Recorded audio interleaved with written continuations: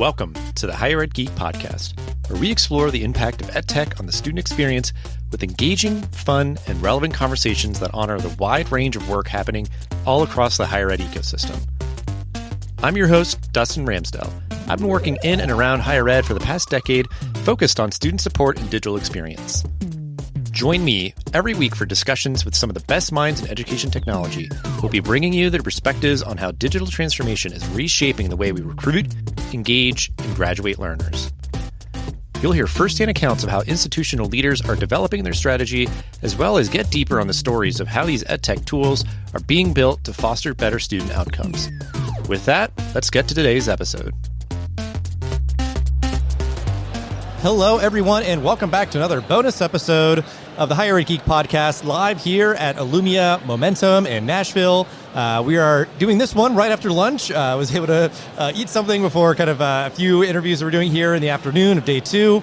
But we are here with a representative of campus for some of our kind of core interviews here. We've had a lot of other vendor folks and folks from Illumia, so grateful for our guest here to bring kind of that institutional perspective. But Maydee, if you want to briefly introduce yourself and your role, and then we'll get into the rest of our conversation of just what kind of you're seeing from your perspective at Florida State University.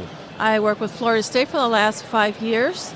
Before that, I worked for a private company in South Florida, so higher ed is pretty new to me. However, my past and my present is all based on system implementations and mostly third-party systems. So working with Illumia has been right up the alley and very rewarding. Yeah, and I guess, for you, I'm sure it still feels relatively new and fresh, but, you've been in your role at FSU for a little while now.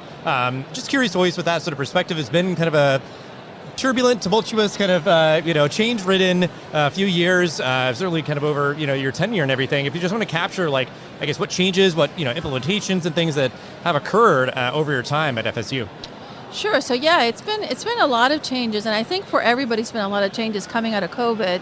I think we saw a lot of changes from full remote back to in-office working. I think that caused a lot of maybe anxieties, I don't want to say, but also a lot of changes where we're starting to look at new products out there, new systems, more automation in all areas. In the last 5 years, we implemented 3 systems in my department for Florida State.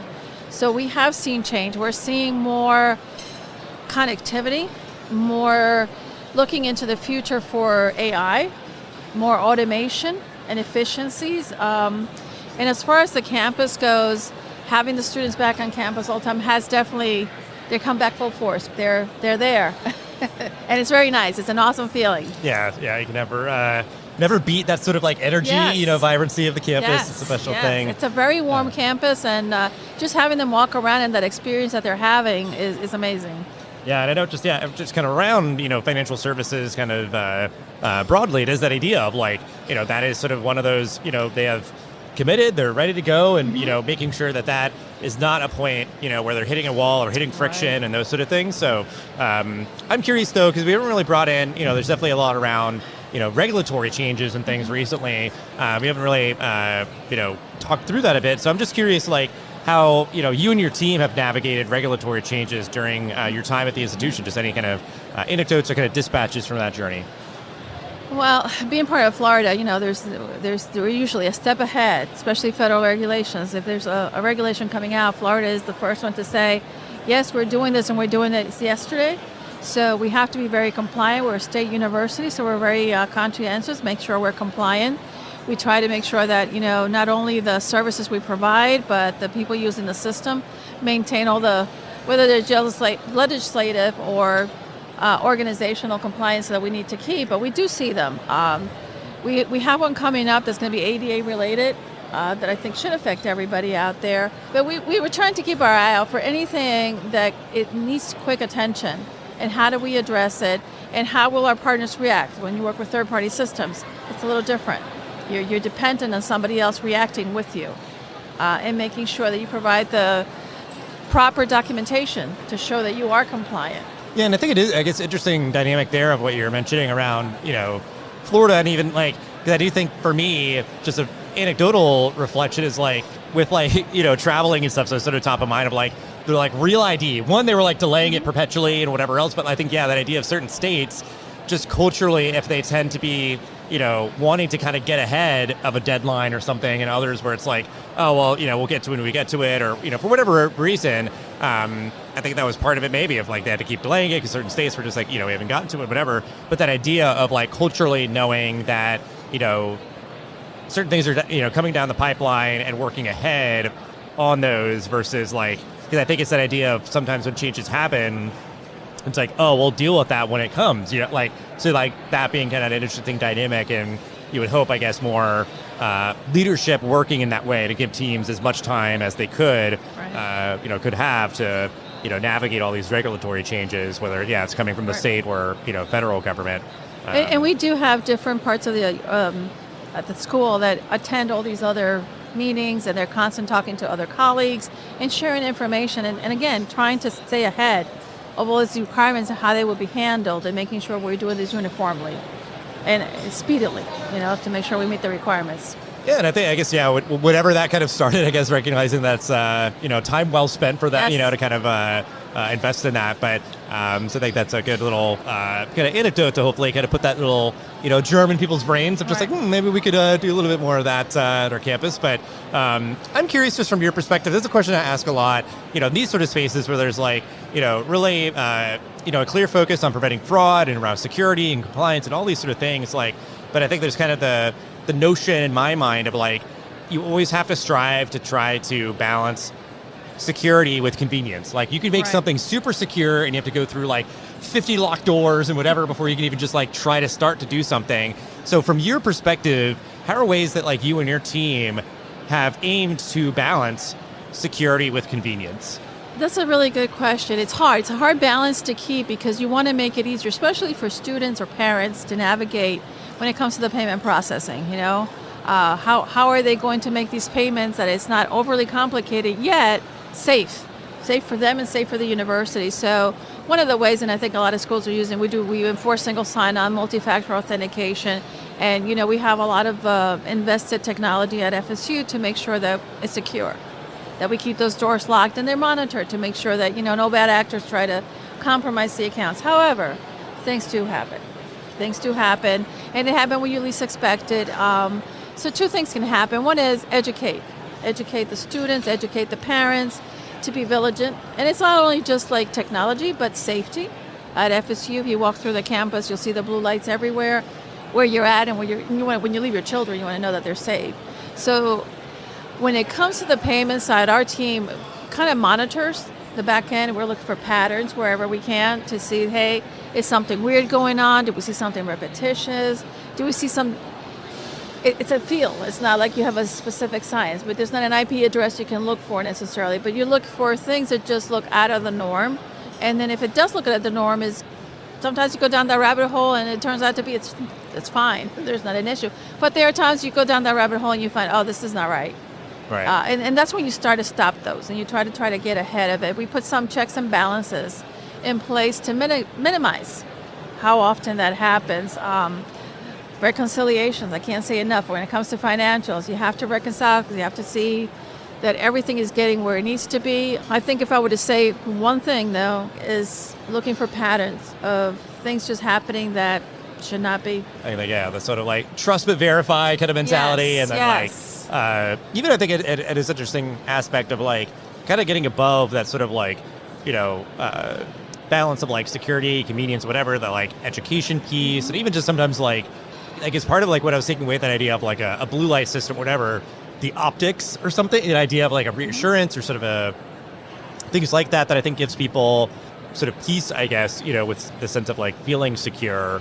And there is sort of a convenience aspect there. Like that is just like one good example, I guess. But I think it's always, like you said, it's always going to be a challenge. And even like, I guess with what you're saying, just as like a quick follow-up to confirm kind of my understanding, with some of what you were mentioning, if you're sort of investigating things, is in an attempt to be proactive. Correct. Versus like just being reactive, right. like, oh, somebody breached, somebody did something right. they weren't supposed to do, that sort of thing. Like right. if you can investigate things, you can be more proactive versus reactive. And you're looking for patterns, you're looking for things that don't look the norm, and you're looking for, before they happen if you can, you won't always catch them, but it gives you a better chance, right? It gives you a better chance to catching them.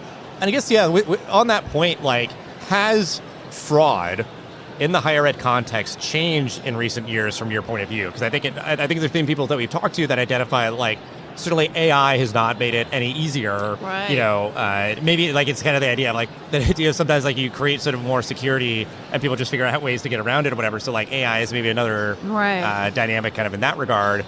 Just any ideas of like how fraud maybe has changed in any way, maybe it hasn't, in the higher ed context in recent years from your perspective? I think from talking to other colleagues at other universities and throughout the the conference here today, what we do find is that technology, as helpful as it is good for us when we're trying to do good, but it's also good for bad actors when they're trying to get around it.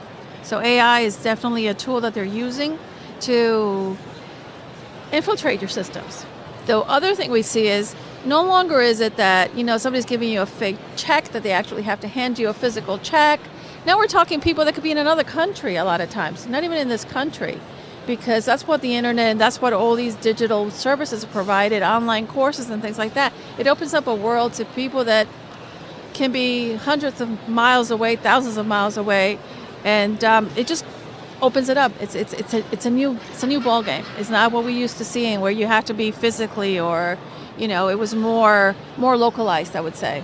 Yeah, that's what I know, like ghost enrollments and stuff, that idea of like, how do you verify that a person is earnestly actually registering, for the course versus just like, somebody from, half a world away and just trying to, do something fraudulent. But, well, then I think just to like wrap up, because I think this is sort of like, we'll either spend, a handful of minutes here or like 2 hours talking about this stuff. But I think at least like some of the things that you've shared of like dynamics of like balancing, security with the convenience and like, trying to be more proactive, be more anticipatory with, things that are set and going to happen, from like a regulatory perspective or anything like that, I think are really great things for people to kind of continue to sort of kind of marinate on and think on as they're moving forward. But, we're asking this question to everybody as we're wrapping up here.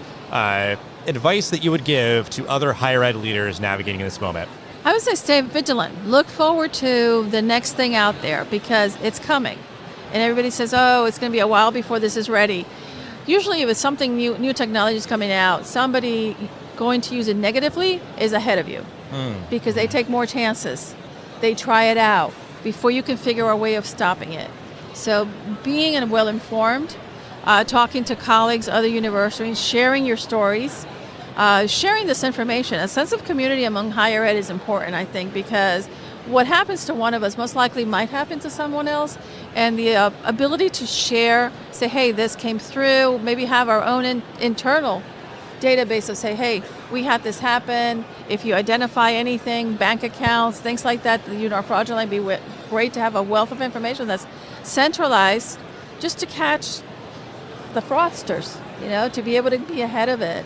And the same thing with the upcoming changes, like we were talking before, legislative or federal changes that are coming, is talk to your neighbors, see how they're handling it. See if they figured out an easier process, if it's systematic, or how long it took them to make the change. 'Cause a lot of things, like you said, we think, oh, that's not going to be so bad. Well, when you get down to doing it, you start finding that things didn't work how you thought, and now you're late. And now you're behind the block. So it's always good to share experiences because it's not only you helping yourself, but you also could help someone else. Yeah, I mean, that's come up a few times, sort of unique community aspect in higher ed, sort of like folks doing show and tell, being willing to share what they're working on and the successes that they're having and those sort of things I think is always just great. And then, just the broad spectrum of different, vendors and organizations here that are offering, all the different solutions depending on kind of whatever you're thinking ahead on that you need to do. There's a lot of ways to kind of navigate all that. But I think it is like, 2 good, solid, clear bits of advice of like just think ahead, think forward, think about the future, plan ahead for it, and then, lean on your colleagues, your neighbors, other institutions to, just figure out the best path forward to get there. Right. I think are great bits of advice. And just appreciate you, giving us a few minutes here, sharing all that you did during, busy conference and everything with ways to, just connect with you and your work in the episode description. But just thanks so much for hanging out. Yeah, appreciate it. Thanks for listening to the Higher Ed Geek podcast. This show is a proud member of the Enrollify network, home to higher ed's largest collection of podcasts. Enrollify is where higher ed goes to grow. So be sure to check out our other podcasts, webinars, video clips, blogs, and more. Visit Enrollify.org and subscribe for all the latest details and content drops directly to your inbox. Enrollify is brought to you by Element 451, the digital workforce platform for higher ed. Learn more at element451.com.